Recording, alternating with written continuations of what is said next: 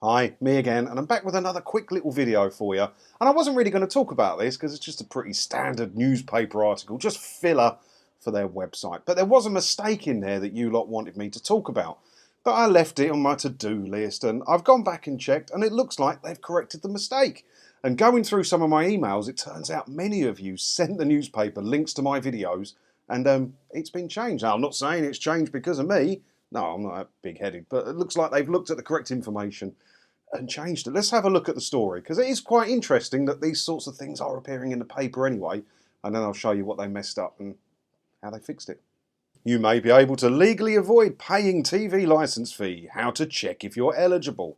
Now, I did a similar story the other day. I think it was from the Daily Mail, wasn't it? And I just think it's great that these stories are now finding their way in to the mainstream press that have huge outreach, something that I'll never have with this channel. And if it converts a few more people, brilliant. It's great news, isn't it? Great news. Let's read on.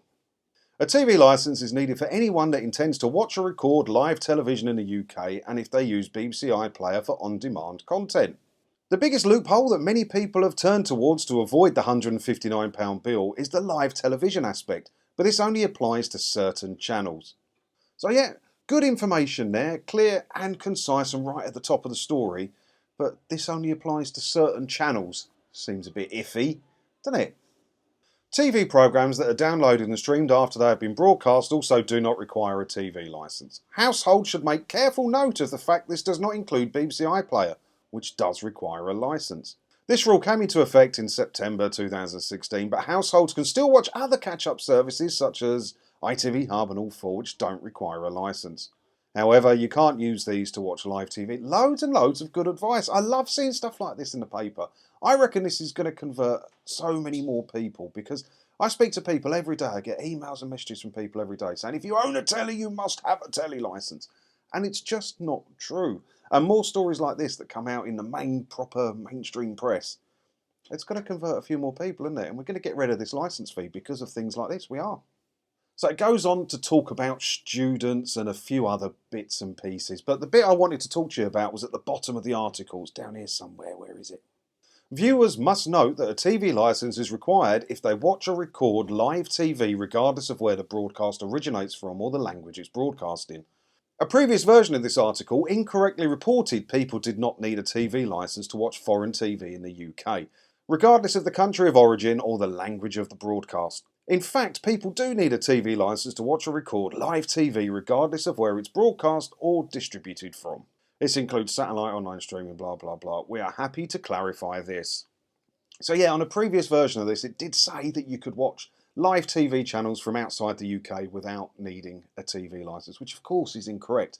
And that's why loads of you sent me this article, because they didn't want false information being out there and people getting into trouble and they wanted me to correct it. Well, I left it on the to-do pile. Going back through many of the emails, it turns out loads of you contacted the Express and sent them links to my video and links to the real information, which is brilliant. Now, again, I don't necessarily think it was my videos that got this corrected. I'm not big-headed in the slightest. I think whoever wrote it made an honest mistake and they did their research properly, which is rare for a newspaper, especially the Express, obviously. And corrected it, and it's great, to see more and more stories like this. Say, we found one the other day in the Daily Mail, didn't we?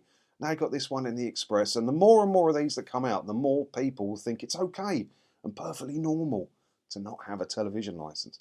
It's great, and if my videos did make a difference or people stumbled across them because they read this, then more the better.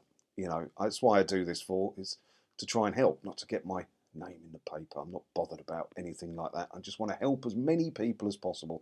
So if you come across any stories that you think you might like me to talk about, or you found some false information on the internet, do send it over to me. You find out how to, all in the links below, all the bumps I put down there. Have a look at that, and yeah, I will see you in another video again soon. Thanks for watching.